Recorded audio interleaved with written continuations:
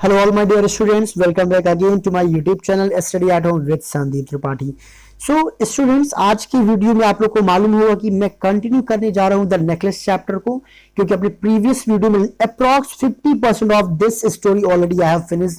लगभग 50% स्टोरी मैंने फिनिश कर दिया है। तो जिन भी बच्चों ने, पहले तो मैं ये कहना चाहूंगा कि जिन्होंने फर्स्ट पार्ट नहीं देखा हुआ है तो kindly go in the playlist of class 10 और वहां से आप नेकलेस चैप्टर का पार्ट 1 जरूर देखिए, फिर इस वीडियो को कंटिन्यू करिएगा। और हाँ, इससे पहले आज के स्टोरी को स्टार्ट करें, थोड़ा सा रिकैप में लेते हैं कि प्रीवियस पार्ट में हमने क्या देखा। तो स्टूडेंट्स, हमने प्रीवियस पार्ट में देखा कि एक मैटिल्डा नाम की एक लड़की रहती है जो कि बहुत सुंदर होती है। उसका जन्म एक मिडिल क्लास फैमिली में हो जाता है, जिससे वो बहुत ही उदास, बहुत ही दुखी रहती है कि उसका जो है जन्म किसी, चूंकि बहुत सुंदर है, प्रिंसेस राजकुमारी जैसे वो दिखती है, तो उसके डेस्टिनी ने उसके साथ क्या किया, गलत किया। उसका जन्म किसी रिच फैमिली में होना चाहिए था। खैर, आखिरकार फिर उसने उम्मीद जगाई कि उसके साथ शादी किसी अच्छे फैमिली में हो पाए, रिच फैमिली में हो पाए, बट उनके पास, चूंकि उसकी फैमिली के पास पैसे सफिशिएंट नहीं होते हैं, तो एट द एंड उसकी जो शादी होती है वो किससे हो जाती है, एक क्लर्क से हो जाती है, जो कि बोर्ड ऑफ एजुकेशन में क्या कर रहा होता है, काम कर रहा होता है। खैर, इस तरीके से साधारण सी लाइफ चल रही होती है, जिससे वो खुश नहीं होती है।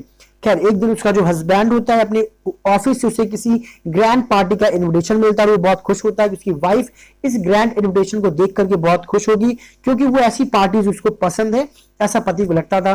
बट चीजें बिल्कुल अगेंस्ट थी। उसकी वाइफ खुश नहीं होती है, क्योंकि उसके पास कोई अच्छा ड्रेस नहीं होता है वहां पे पहन के जाने के लिए। और फिर इसलिए वो कहती है कि ये इनविटेशन लेटर आप किसी अपने फ्रेंड को दे दीजिए, जिसकी वाइफ मुझसे कहीं ज्यादा क्या है, अच्छी, जिसके पास अच्छे अच्छे सूट्स हो, आप उसको वापस कर दीजिए। मैं यहाँ पे, यानी कि इस पार्टी में मैं नहीं जाऊंगी। खैर, एट द एंड हस्बैंड पूछता है, ठीक है, ये बताओ कि तुम्हें एक सूटेबल ड्रेस जो कि उस पार्टी के लिए सूटेबल हो, बहुत ज्यादा खर्च भी ना हो, लगभग कितना कॉस्ट पड़ेगा। तो उसकी वाइफ बहुत सोच विचार के बताती है कि अप्रॉक्स 400 फ्रांसेस जो है पड़ेंगे मुझे सूट को परचेस करने के लिए। एट द एंड उसका हस्बैंड एग्री हो जाता है और सूट परचेस कर लिया जाता है। अब धीरे धीरे करके पार्टी का जो टाइम होता है, इन्विटेशन को डेट क्लोज आता है, और फिर से उसका हस्बैंड मैटिल्डा का ये रिकॉग्नाइज करता है उसकी वाइफ आजकल फिर थोड़ी सी परेशान रहती है। और जब वो रीजन पूछता है परेशानी का कि अब वो क्यों परेशान है, तो बताती है उसके पास कोई भी सुटेबल ज्वेलरी नहीं जो उस ड्रेस के साथ वो पहन सके। अब उनके पास सफिशिएंट पैसे भी नहीं होते हैं कि वो कोई अच्छी सी ज्वेलरी परचेज कर पाए। इस पर उसका हस्बैंड, मैटिल्डा का हस्बैंड, उसको एडवाइस करते कि आप ऐसा करो, आप अपने फ्रेंड के पास चले जाओ, यानी मैडम फॉरेस्टर के पास चले जाओ, और क्यों ना तुम उससे जो है कोई बढ़िया ज्वेलरी बोरो कर लो। और फिर क्या, ये आइडिया दोनों को रास आता है। यानी मैटिल्डा पहुंच जाती है अपने फ्रेंड मैडम फॉरेस्टर के पास, और वहां उसके ज्वेलरीज को देखती है, और एट द एंड बहुत एक प्रीसियस सी jewellery, golden jewellery, sorry diamond jewellery, वो क्या करती है, एक नेकलेस चूज करती है, और अपनी मैडम फॉरेस्टर अपने फ्रेंड से पूछती है कि क्या उसको वो ले सकती है उस पार्टी में जाने के लिए, क्या वो इस्तेमाल कर सकती है।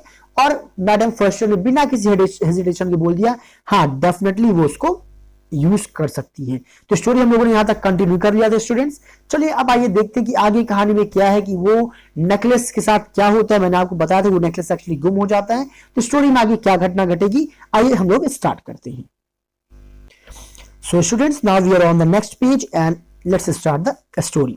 So she fell upon the neck of her friend, और जैसे उसकी जो फ्रेंड उसे अप्रूवल दे देती कि वो अपना वो नेकलेस ले जा सकती है, डायमंड नेकलेस को, तुरंत ही वो उसको गले लगा लेती है। embraced her with passion, बहुत ही खुशी के साथ उसको हक करती है, and then went away with her treasure। इसके बाद उसके ट्रेजर, खजाना यानी कि उस नेकलेस के साथ वो वहां से चली जाती है, पार्टी की अपनी तैयारी करती है। Now the day of the ball arrive, यानी फंक्शन का दिन आ जाता है, जिस दिन फंक्शन रहता है वो दिन आ जाता है, यानी कि मैडम जो है तैयार होकर के पार्टी पहुंचती है। And Mrs Loisel was a great success, यानी कि जब वो पार्टी पहुंचती है, उनका ब्यूटीफुल सा ड्रेस, और उस ब्यूटीफुल ड्रेस के ऊपर वो डायमंड नेकलेस बहुत ही शानदार लग रहा था, यानी कि वो पार्टी का जो है पूरा अट्रैक्शन बनी हुई थी। यहाँ पे कहने का ये मतलब, यानी कि Mrs Loisel was great success, यानी कि जो जैसा मिसेस लॉजल चाहती थी बिल्कुल वैसा ही ट्रीटमेंट उनके साथ वहां पे हुआ। सब लोगों ने उनको नोटिस किया। She was the prettiest of all, जितने भी वहां पे वुमेन थी उन सभी में सबसे प्रेटिएस्ट, सबसे सुंदर लग रही थी, बहुत एलिगेंट, ग्रेसियस लग रही थी, एंड स्माइलिंग, और वो सबसे ज्यादा क्यूट, मुस्कुरा रही थी, एंड फुल ऑफ जॉय, और बहुत ही ज्यादा वो खुश थी। Now all the main notice, जितने भी वहां पे आए हुए थे मेन, सब लोग उसे नोटिस कर रहे थे। नोटिस मतलब सब लोग उसकी तारीफ कर रहे थे, सबका सेंटर ऑफ अट्रैक्शन जो है मिसेस लॉजल बनी हुई थी। और आस्क्ड हर नेम, कहीं उनका नाम भी पूछा, and wanted to be presented, और सब लोग जो उनके सामने आना चाहते थे, उनसे मिलना चाह रहे थे मैटिल्डा से। Then she danced with enthusiasm, अब वो बहुत चूंकि खुश थी तो बहुत इंथुसियाज्म, बहुत एक्साइटमेंट के साथ वो क्या करती है, उस पार्टी में डांस भी करती है। एंड इंटॉक्सिकेटेड विद प्लेजर, और बहुत ही ज्यादा खुश, बहुत ही ज्यादा प्लीजिंग महसूस करती, बहुत ही ज्यादा खुश रहती है किस चीज को लेकर के, थिंकिंग ऑफ नथिंग, कुछ और सोचते हुए नहीं, बट ऑल दिस एडमायरेशन, जो तारीफें उसे वहां पे मिल रही थी उस सब को सोच सोच कर वो बहुत ही उसे प्लेजर, बहुत ही ज्यादा खुश मिल रहा था। And this victory so complete and sweet to her heart, और ये जो विक्ट्री उसे मिली थी, यानी कि जो वो प्लानिंग जैसा वो चाहती थी उसके अकॉर्डिंग जैसा वहां पे चल रहा था, ये सब उसे बहुत ही स्वीट लग रहा था, उसके हृदय को बहुत ही अच्छा लग रहा था। तो आइए चलते हैं नेक्स्ट पैराग्राफ में students. She went home towards 4 o'clock in the morning and her husband had half asleep in one of the little salons since midnight. अब देखिए यहाँ पे she went home towards 4 o'clock in the morning, यानी कि वो लोग वहां से घर के लगभग कितने बजे चले, 4 बजे, 4 o'clock in the morning, सारी रात लगभग पार्टी चली, लगभग सुबह 4 बजे वो लोग वहां से अपने घर के लिए निकलते। जब ये पार्टी चल रही थी तब क्या हुआ, हर हस्बैंड, उसका पति क्या कर रहा था, had been half asleep, आधी नींद में था, in one of the little salon since midnight, पूरी जो रात थी जब वो डांस में पार्टी में बिजी थी, तो उसका हस्बैंड जो किसी बगल में एक सैलून था वहीं पे जो है वो बैठा हुआ था, विद 3 अदर जेंटलमैन, उसके साथ 3 और जेंटलमैन भी बैठे हुए थे, whose wives, जिनकी पत्नियां क्या कर रही थी, were enjoying themselves very much, जिनकी पत्नियां कहाँ थी, कोई पार्टी में डांस वगैरह कर रही थी, डांस को एंजॉय कर रही थी, और बेचारे हस्बैंड कहाँ बैठे हुए थे, बगल में सैलून में बैठे हुए थे नींद में।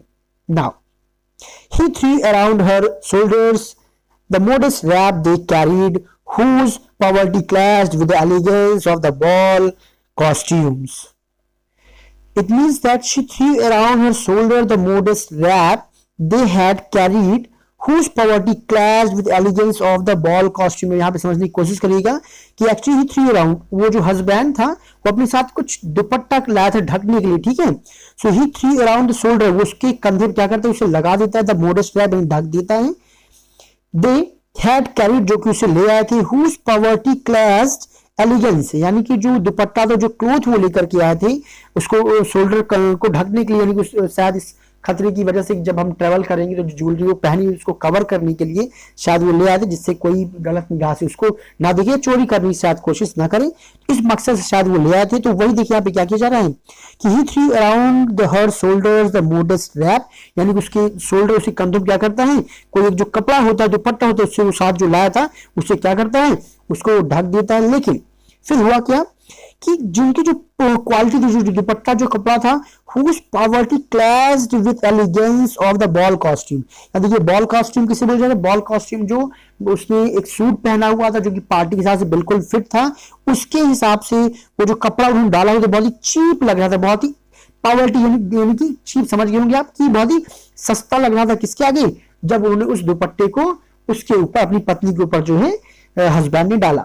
फिर जैसे उसने उस हस्बैंड ने उसके कंधे में कपड़ा डाला, फिर क्या हुआ, she was to hurry away, वो जल्दी क्या, वो जल्दबाजी में आ जाती है, जल्दी में घर जाना चाहती है, in order not to be notice, कि उसे कोई नोटिस ना कर ले, बाय द अदर वुमेन, वो दूसरी औरतें, हु वर रैपिंग देमसेल्फ, जो अपने आप को ढक रही थी, इन रिच फर, यानी कि जो अपने आप को महंगे महंगे जो है दुपट्टे से ढक रही थी, कहीं वो लोग उसे ये ना देख लें कि अरे ये देखो क्या कर रही है, अपने आप को इतना अच्छा सूट तो पहनी हुई है, डायमंड का नेकलेस पहनी हुई, फिर भी ये अपने आप को किससे कवर कर रही है, इसी सस्ते चीप से जो है दुपट्टे से ढक रही है, और औरतें ये चीज ना देख ली, इसलिए वो क्या करती है, वो कहती है कि अब मुझे यहां से जल्दी से चलना चाहिए। आई होप यहां तक बच्चों आपको समझ में आ गया होगा, स्पेशली ये लाइन।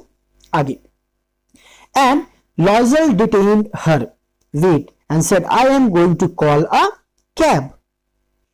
इट मींस उसके हस्बैंड ने उसको क्या किया, डिटेन, रोका, मतलब रोकते हुए बोला कि वेट, सेड ही, उसके हस्बैंड ने कहा, जब चलने की बारी, जब वो जल्दबाजी में आगे बढ़ रही थी, उसने उसको रोका, ठीक इतनी जल्दबाजी से मत जाओ, I am going to call a cab, मैं ऐसा कर रहा हूं कि मैं किसी कैब को कॉल कर लेता हूं, बुला लेता हूं, हम लोग उससे चलते हैं। बट उसे तो ये टेंशन थी कि कहीं इस सस्ता सा जो मैंने दुपट्टा कवर किया है, इसे कुछ लेडीजें देख न ले तो जल्दी से क्या करती है, शी वुड नॉट लिसन, उसने अपने पति की बात नहीं सुनी, and descended the steps rapidly, और तेजी से कहां चल देती है, सीढ़ियों से नीचे उतरना वो शुरू कर देती है, यानी कि जहां पे पार्टी चल रही थी वहां से वो बाहर आ जाती है। And when they were in the street, और जब वो सड़क पे पहुंचती है, दे फाउंड नो कैरेज, लेकिन जब वो सड़क पे पहुंचे उन्होंने देखा क्या कि वहां पे कोई कैरेज नहीं था, कोई साधन नहीं था। And they began to seek for one, और वो लोग एक किसी कैरेज की तलाश करने लग गए। Hailing the coachman home they saw at distance, उन्हें जो कोचमैन, जो इक्का गाड़ी के जो तांगे वाले जो कोचमैन होते हैं उनको बुलाते रहे, जो उन्हें कुछ दूरी पे दिखा, यानी कि कहने के यहाँ पे मतलब है जो कुछ दूरी पे जो कुछ गाड़ियां भी उनको दिख रही थी, जब उनको कॉल करते उनकी भी हेल्प, यानी वो भी उसकी उनको जो है लिफ्ट उन्होंने नहीं दिया। अब आगे देखिए स्टोरी में क्या होती, let's continue. And now they walked along toward the river, hopeless and shivering. अब they walked along toward the river, यानी कि जो रिवर थी, बगैर नदियां थी, वहां से साइड बाय साइड होते हुए जो है अपने घर की तरफ चल देते हैं। होपलेस, वो काफी होपलेस में थी। होपलेस क्यों थे, क्योंकि उन्हें कोई भी जो है साधन वहां पे नहीं मिल रहा था। एंड शिवरिंग, और वो कांप भी रहे थे, क्योंकि सुबह सुबह थी, हल्की सी ठंड थी, तो वो कांप भी रहे थे। And finally they found one of those old carriage, और आखिर अंतोगतों में एक जो ओल्ड कैरेज मिलता है, that one seize in Paris after nightfall, और वो कैरेज जो कि लगभग रात बीत जाने के बाद दिखाई देती है ना सड़कों पे, वो जो है कैरेज उन्हें मिलती है, यानी कि लगभग चूंकि 4 बजे निकले थे, सुबह सुबह जो कैरेज जो साधन निकलते जो भी, तो उस वो कैरेज उन्हें मिलता ही है, और उससे फिर अपने घर गए होंगे ना। आगे अब हम लोग आई स्टोरी को कंटिन्यू करते हैं।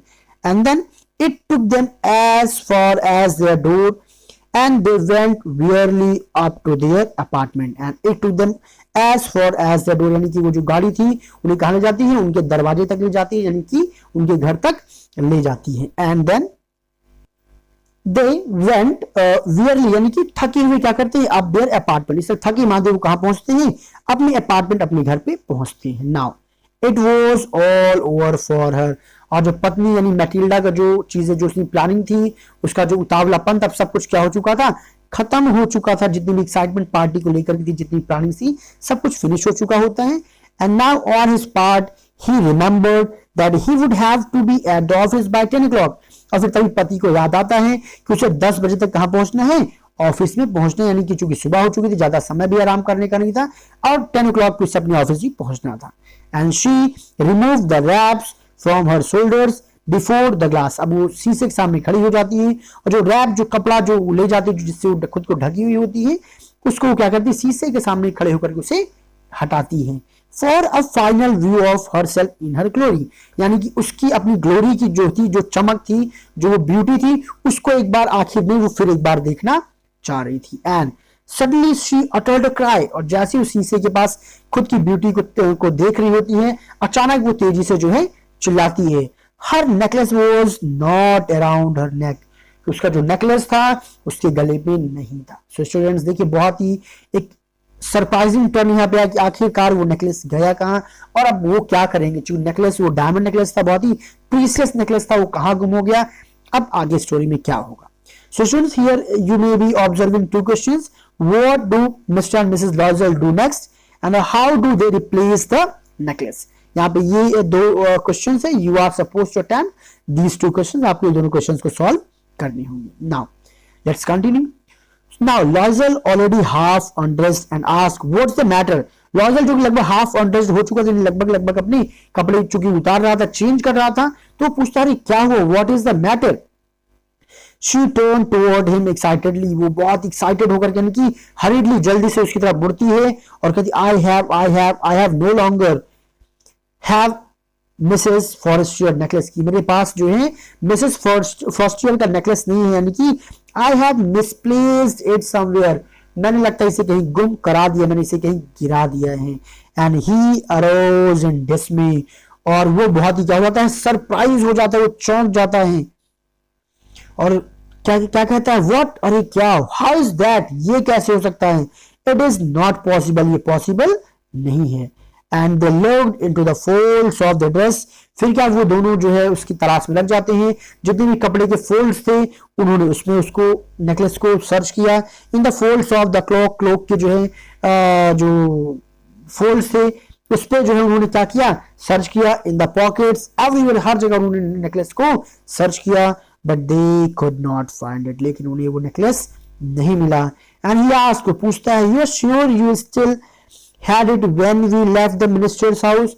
अब वो ये सोचने की कोशिश करता है कि आखिर याद करने की कोशिश करता है कि आखिर कब तक उसके गले में वो नेकलेस था, यानी कहां पे आखिर उन्होंने नेकलेस को मिसप्लेस किया होगा, ये जांच पड़ताल करने की कोशिश करते हैं। वो अपनी वाइफ से पूछता है, क्या तुमने ये बात कंफर्म है कि जब हम लोग मिनिस्टर्स हाउस से बाहर निकले थे तब नेकलेस तुम्हारे गले में था या नहीं था, यानी हम लोग वहां पे वो हमसे गुम हुआ या फिर उसके बाहर। So with this explanation of this page has been done students, आई चलते हैं नेक्स्ट पेज पर, स्टोरी को कंटिन्यू करते हैं और देखते हैं कि अब आखिर स्टोरी में क्या होगा। So now we are on the next page students। तो अब देखिए, जब हस्बैंड ने पूछा क्या तुम्हें पता है जब हम मिनिस्टर्स हाउस से बाहर निकले तो वो तुम्हारे गले में था कि नहीं था, तब उसकी वाइफ कहती, yes I felt it as we came out, हाँ मैंने महसूस किया था, जब मैं बाहर आई तो मुझे लगा कि वो मेरे गले में है। But if you had lost it in the street, लेकिन अगर तुमने उस नेकलेस को स्ट्रीट में कहीं पे क्या किया होता, गुम किया होता, यानी वो गिरा हुआ होता, we should have heard it fall, हमें उसके गिरने की आवाज जरूर सुनाई दी होती। It must be in the cab, definitely ये कहां गिरा होगा, कैब में गिरा होगा। यस इट इज पॉसिबल, हाँ बिल्कुल। Did you take the number, क्या तुमने उसका नंबर लिया था, नो नो नहीं। एंड यू, क्या तुमने लिया, did you notice what it was, खैर क्या तुमने नोटिस किया था। And at the end what happened, वहां से रिप्लाई आया था, नहीं नहीं मैंने भी नहीं देखा कि वो क्या था कैसे था, दोनों जो है। फिर क्या होता है, they looked at each other utterly cast down, अब दोनों एक दूसरे को जो हीन भावना वाले जो है नजरों से देखते हैं। निकास जो मतलब कि आखिर मिस्टेक किसकी हो सकती है, दोनों उदासीनता के साथ एक दूसरे को देखते हैं। And finally Loisel dressed himself again, और ड्रेस्ड, चूंकि लॉजल ने काफी कपड़े उतार दिए थे तो वो फिर से अपने कपड़ों को पहन लेता है। And what he said, I am going, he said, वो कहता है मैं जा रहा हूं, ओवर द ट्रैक, उस रास्ते पे, where we went on foot, जहां पे हम पैदल चले थे, to see if I can find it, ये देखने के लिए शायद मुझे नेकलेस मिल जाए। एंड ही वेंट, और वो चला गया। And she remained in her evening gown, और वो अपनी इवनिंग गाउन में ही वो बैठी रहेगी, जो है कौन, Mrs Loisel, and not having force to go to bed, और अब उसके पास इतनी हिम्मत नहीं थी कि वो कहां पे जा सके, इतनी एनर्जी नहीं थी कि वो बेड पे जा सके, नहीं आराम कर सके, उन्हें काफी टेंशनाइज थी। And towards 7 her husband return, लगभग 7 बजे के आसपास उसका जो है हस्बैंड वापस आता है। And he had found nothing, लेकिन उसको कुछ भी नहीं मिलता है। एंड नाउ व्हाट, अब देखिए स्टूडेंट्स आगे स्टोरी में क्या होगा। Now with this he went to the police, वो पुलिस के पास गया, to the cab officer, cab officer के साथ गया, के पास गया, and put an advertisement in the newspaper, newspaper में भी उसने एडवर्टाइजमेंट पब्लिश किया। इवन ऑफरिंग रिवार्ड, उसने रिवार्ड भी ऑफर किया कि जो कोई भी क्या करेगा उसके नेकलेस को वापस करेगा उसको कुछ ना कुछ रिवार्ड भी दिया जाएगा, क्योंकि लॉजल को पता था कि आखिर अब उस नेकलेस की कीमत के उसके बदले उसे क्या चुकाना पड़ेगा। Now she weighted all day in state of bewilderment, and before this frightful disaster she waited all day, वो सारा दिन इंतजार करती, in the statement of bewilderment। देखिए bewildered मींस होता है झुंझलाया हुआ, परेशान होने, नहीं परेशानी वाली स्थिति में जो है वो क्या करती है, सारा दिन जो है इंतजार करती है। बिफोर दिस फ्राइटफुल डिजास्टर, इस खतरनाक जो डिजास्टर, इसके पहले जो है वो काफी डरी थी, काफी ज्यादा परेशान थी। लॉजल रिटर्न इन द इवनिंग, लॉजल शाम को वापस आता है।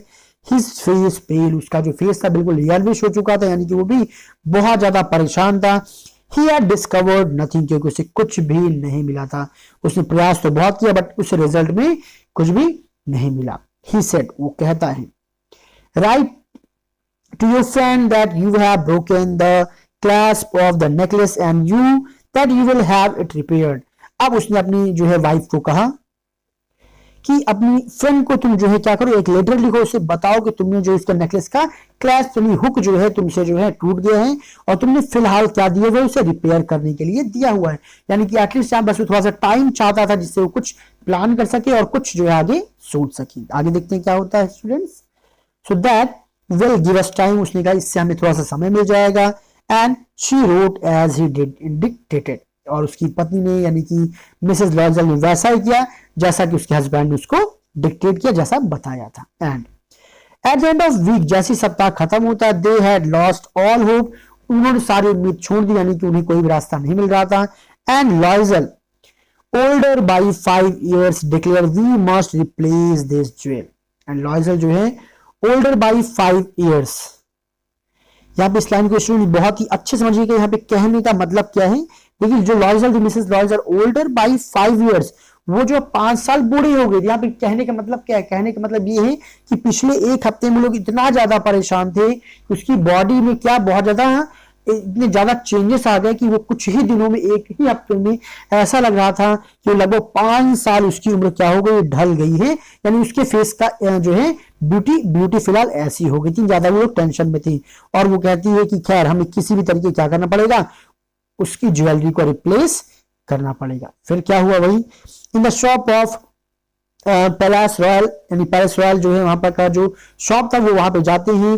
दे found a chaplet of diamond which seem to them exactly like the one they had lost. तो वहां पे उन्हें चैपलेट यानी एक नेकलेस मिलता है डायमंड का, बिल्कुल वैसा ही जैसा जो है उन्होंने अपनी फ्रेंड से लिया हुआ था। And it was valued at 40,000 Française, इसकी जो वैल्यू थी कितनी थी, 40,000 फ्रांसेस थी।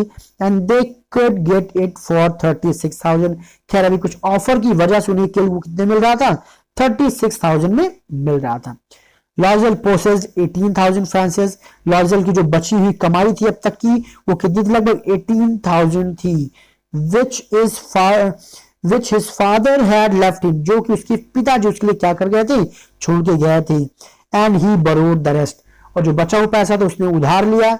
And he made Renus promise and took money from the usurers and the whole race of lenders, यानी कि वो क्या करता है, पैसे जो है लोगों से उधार लेता है।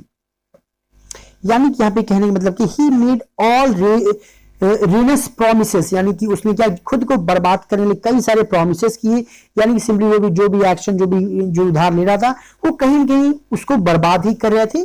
And took money from the usurers, जितने यूजरर्स थे, जितने भी साहूकार लोग थे, उनसे वो पैसे उधार लेकर के आता है। And the whole race of lenders, जो लोग भी पैसे उधार देते हैं उन सब के पास वो बेचारा जाता है, पैसे इकट्ठा करता है। And then he went to get the new necklace, तब फिर वो जाता है नया नेकलेस लाने के लिए। Depositing on the merchant counter 36,000 Française, merchant के काउंटर पर 36,000 फ्रांसेस इकट्ठा करने की बात। तो स्टूडेंट्स आपने यहाँ पे देखा कि थोड़ा सा अपनी रेपुटेशन को मेंटेन करने के लिए, अपनी लिमिट को पुश करने की वजह से, जो भी ओवर करने की वजह से क्या आखिर आज उनके साथ जो है क्या सिचुएशन हो गई है। चल आगे इस स्टोरी को हम लोग कंटिन्यू करते हैं। Now when Mrs लॉयजल took back the jewels to the Madam Forestier, the latter said to her in frigid tone, "You should have returned them to me sooner, for I might have needed them."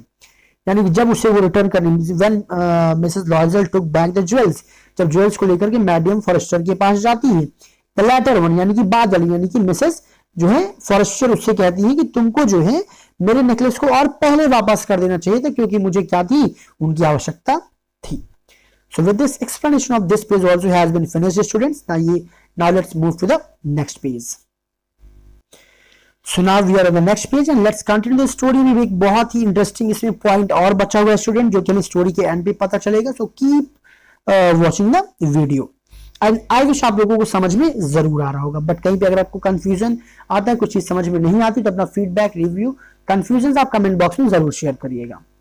Now madam Forester did not open the jewel box, और जैसे ही लॉयजल ने उनको box दिया, forester ने उस box को open नहीं किया, नहीं उसको देखा नहीं। मिसेस लॉयजल फियर्ड शी वुड, लेकिन मिसेस लॉयजल इस बात का भय था कि वो डेफिनेटली उस बॉक्स को खोल कर कहीं देखे ना।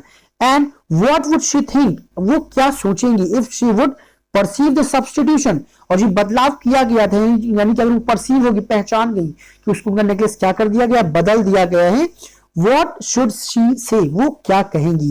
And would she take her for a robber, यानी कि क्या वो उनको एक चोर समझेंगी। तो ये सारी बातें जो है लॉयजल के दिमाग में चल रही थी, बट ऐसा नहीं हुआ। फ्रॉस्टियर ने उस डब्बे को जो है खोला ही। खैर आगे स्टोरी में, Mrs लॉयजल now new the horrible life of necessity, अब मिसेस लॉयजल थी न्यू, जान गई the horrible life of necessity, कि जो लाइफ होता है इसकी जो नेसेसिटी, जो जरूरत होती है, उसकी जो सच्चाई होती है, उसकी जो भयावहता होती है, उसको वो अच्छी तरीके से समझ चुकी थी। And now she did her part, however completely or heroically. तो खैर उन्होंने जो ये नेसेसिटी जो लाइफ का जो उन्होंने जो भी सीन देखा था, तो वहां पे खैर उन्होंने अपनी जो जिम्मेदारी थी, अपना जो पार्ट था, उसको अच्छे से निभाया पूरी तरीके से, एंड हिरोइकली मतलब बहुत ही बहादुरी के साथ।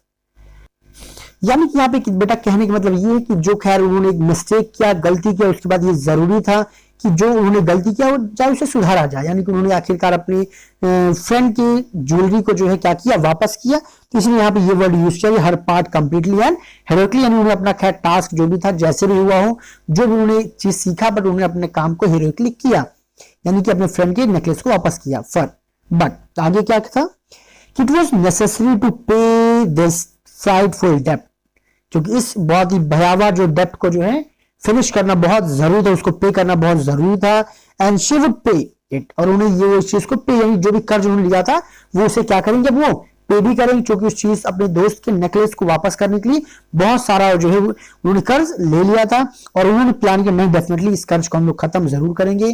सो इसलिए उन्होंने क्या किया कि they sent away the made, जो उनके घर में जो नौकरानी काम करने के लिए आती थी, उन्होंने उसको भी हटा दिया, निकाल दिया। दे चेंज देयर लॉजिंग्स, यानी कि उन्हें यहां तक कि अपना घर भी बदलना पड़ा। And they rented some room in attic, यानी कि छोटे से जो है घर में जो उन्हें क्या करना पड़ा, उन्हें रेंटेड रूम में उन्हें रहना पड़ता था, अपने घर को भी उन्हें जो है छोड़ना पड़ा। And now she learn the ऑडियस work of kitchen, जो किचन के जो ऑड वर्क्स थे उसको भी उन्हें करना पड़ा था। यानी जो लाइफ पहले बेहतर थी, एक छोटे से शौक को पूरा करने की वजह से अब उनकी लाइफ और ज्यादा वर्स्ट हो गई थी। किचन के जो भी ऑड वर्क्स होते थे अब उसे भी उसे सीखना पड़ा था, करना पड़ रहा था। शी वॉज द डिशेज, उसे बर्तन भी धुलने पड़ते थे, यानी कि she was the swelled linen. It means that अब वो क्या करती, उसके जितने भी गंदे कपड़े हुआ करती थी वो उसे खुद धुला करती थी। Their clothes and dish clothes, जो भी डिश क्लोथ्स होते थे, बर्तन वाले जो कपड़े होते थे, विच मीन जिनको she hung on the line to dry, जिसको लाइन में जो है ड्राई करने के लिए क्या करती थी, वो सूखने के लिए टंगा दिया करती थी। She took down the refuse to the street each morning, अब वो क्या करती, नीचे डाउन जो है यानी कि नीचे स्ट्रीट पर हर सुबह जाया करती थी। एंड ब्रॉट अप वाटर, वहां से पानी लाया करती, अपने पानी भी वहां से लाती थी। And stopping at each landing to catch her breath, और जब वो हाफ में लगती, थक जाती सीढ़ियों पे आते आते, तो हर एक लैंडिंग यानी हर जगह पे, हर जो स्टेप पे वो रुकती और क्या करती, सांस लिया करती थी। यानी कहने का मतलब ये था कि काफी वीक भी पहले से ज्यादा हो चुकी थी, उसकी कंडीशन और ज्यादा वर्स्ट हो चुकी थी। And cloth like woman of the people, और वो साधारण औरतों जैसे जो कपड़े भी पहनने लग गई थी। And she went to the grocers, अब ग्रोसर्स यानी ग्रोसरीज के लिए वो जाती थी।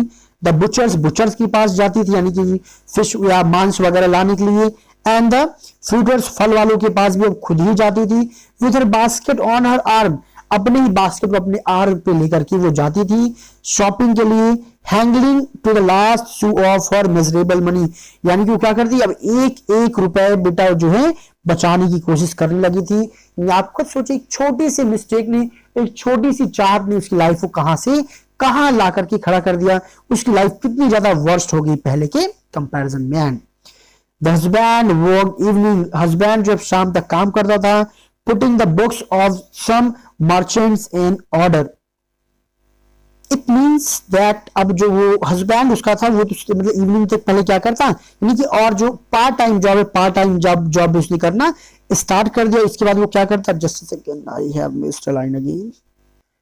And then putting the books of some merchants in order, और फिर क्या करता, जो कुछ मर्चेंट, कुछ व्यापारी हुआ करते थे, उनके जो हिसाब किताब है उनका भी उसने काम करना स्टार्ट कर दिया। एंड नाइट, और रात में, ही often did copying at 5 sous a page, यानी कि 5 पैसे जो है, 5 मतलब यहाँ पे 5 सू, वहां जो क्वाइन यानी कि सिक्के के हिसाब से आप कह सकते हैं, उसके हिसाब से उसने नकल करना भी स्टार्ट कर दिया। यानी कि लिख करके कुछ वर्ड काम और जो है ऑर्डर पे लेता, कॉपी पेस्ट करके उनको नेक्स्ट डे वापस करता।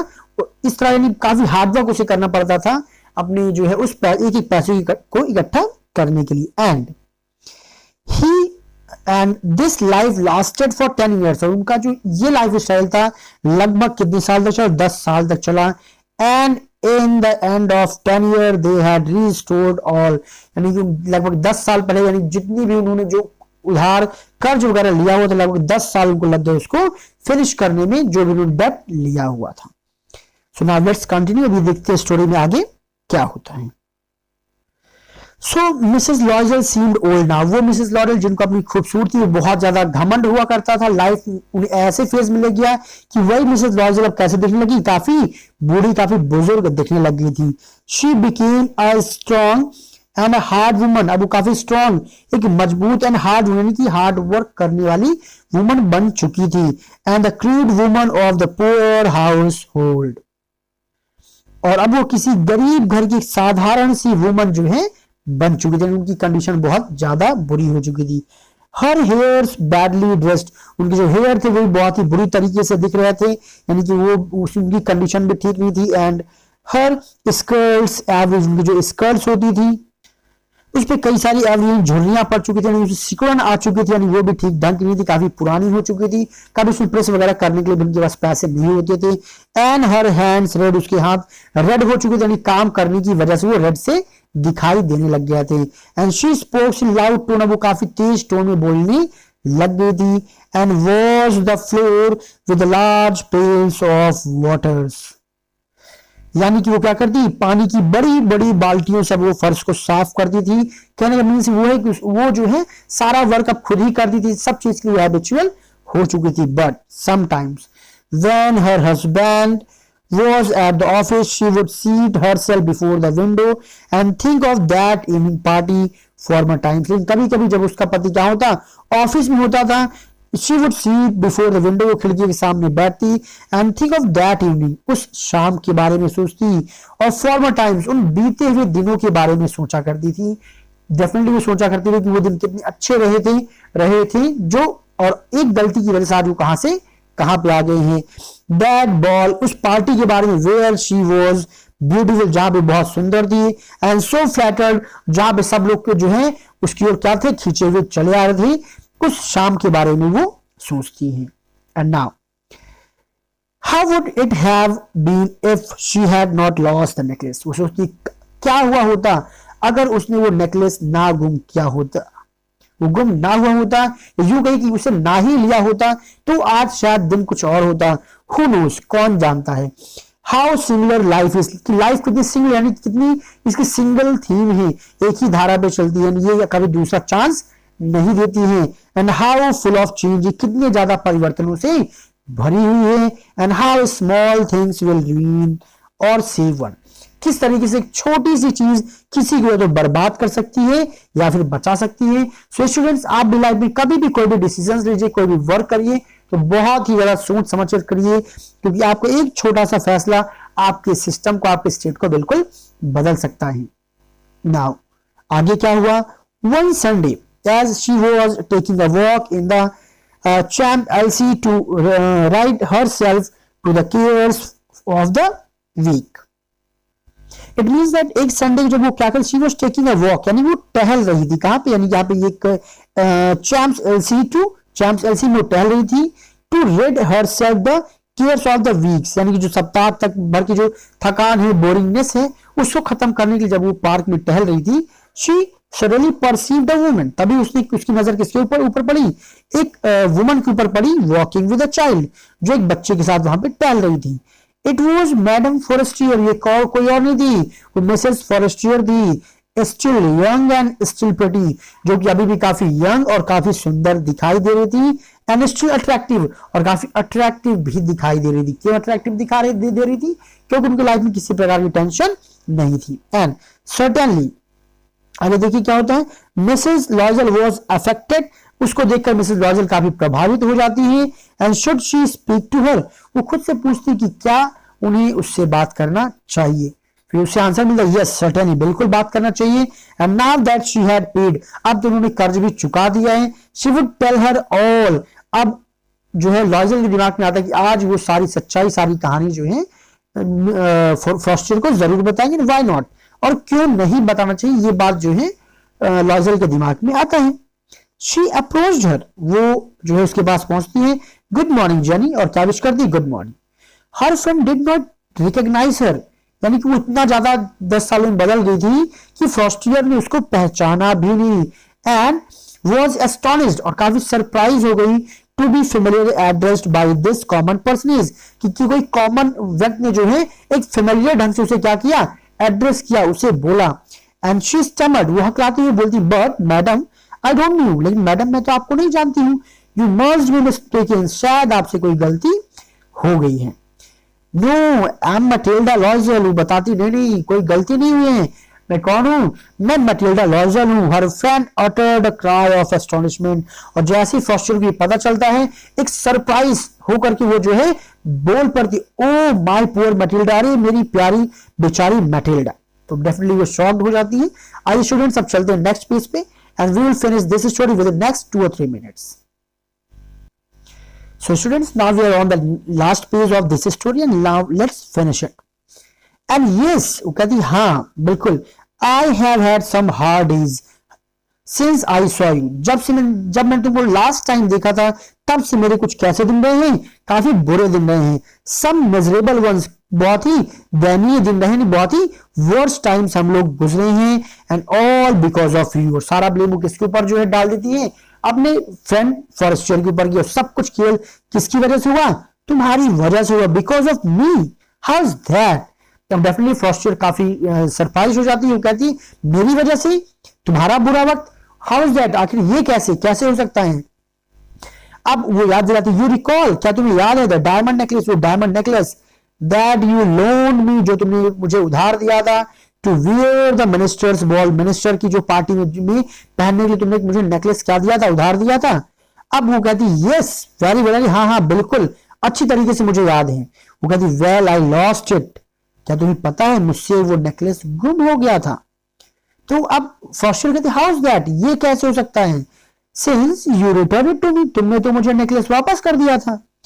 अब यहां पे वो आंसर क्या करती है, सच्चाई बताती है कि आई रिटर्न अनदर टू यू, मैंने तो तुम्हें दूसरा वापस किया था, एग्जैक्टली लाइक इट, बिल्कुल तुम्हारे वाले नेकलेस की तरीके, and it has taken us 10 years to pay for it, और बस उसी का जो बिल था, कर्ज था, उसे चुकाने में हमें कितने साल लग गए, 10 साल लग गए। एंड यू कैन अंडरस्टैंड, आप समझ सकती हो, that it was not easy for us, ये हमारे लिए आसान नहीं था, हु हैव नथिंग, जिनके पास कुछ भी ना हो, उनके लिए बहुत बड़ी बात थी उस डेब्ट को चुकाना। बट इट इज फिनिश्ड, खैर वो कर्ज अब खत्म हो चुका है। आई एम डिसेंटली कॉन्टेंट, खैर अब मैं क्या हूं, ठीक ठाक हूं, संतुष्ट, यानी कि वो क्या हो चुका है, डेब्ट अब खत्म हो चुका है।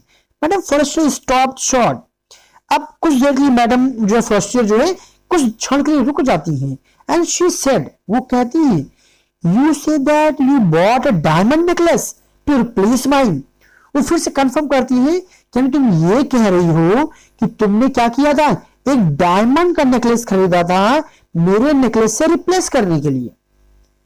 तो यहां पे आंसर आता है यस डेफिनेटली, हाँ। You did not perceive it then, इसका मतलब लगता है तुम उसको पहचान नहीं पाई, मैंने जो तुम्हें डायमंड नेकलेस दिया था लगता है तुम उसको समझ नहीं पाई, पहचान नहीं पाई। दे वर जस्ट अलाइक, अपने काम की तारीफ करते हुए कहती कि हाँ क्यों नहीं भाई, बिल्कुल तुम पहचान नहीं पाओगी, क्योंकि जो मैंने नेकलेस तुमको वापस किया था वो बिल्कुल तुम्हारे जैसा ही था। And she smile with proud and simple Joy, और अब ये जो है कहते हुए थोड़ा सा प्राउड के साथ क्या करती है, मुस्कुराती है, थोड़ा सा जॉय के साथ भी मुस्कुराती है कि भाई मैंने तुमको इतना हूबहू दिया कि तुम पहचान भी नहीं पाई। खैर madam Forestier touched and took both her hands as she replied, अब मैडम फॉरेस्टर ने क्या किया, उसको टच, उसे पकड़ा, टुक बोथ हर हैंड्स, उसके दोनों हाथों को पकड़ा, एंड रिप्लाइड, और उत्तर देती है। स्टूडेंट्स बहुत ध्यान से इस लाइन को सुनिएगा और समझिएगा कि पूरी कहानी का सार क्या था।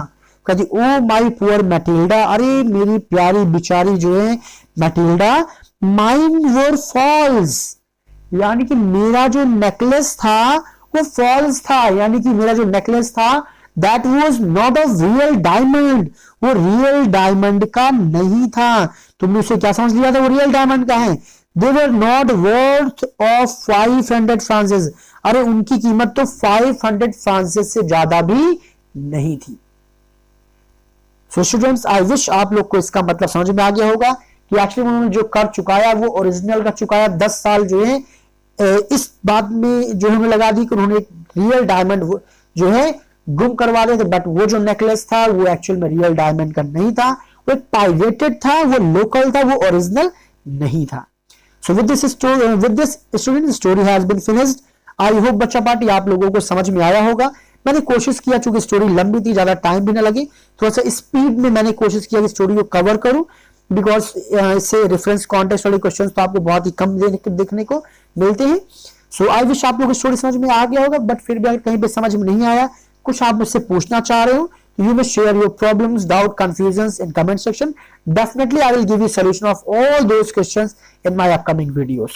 So चलिए आज की वीडियो के सेशन को यहीं पे फिनिश करते हैं। Thank you so much everyone and see you soon with the next video. अगले अपने वीडियो में जो द भोली चैप्टर है या फिर द हेयर ड्राइवर, इस चैप्टर का वीडियो जो है लेकर के आऊंगा। Thank you so much everyone, see you soon with the next video.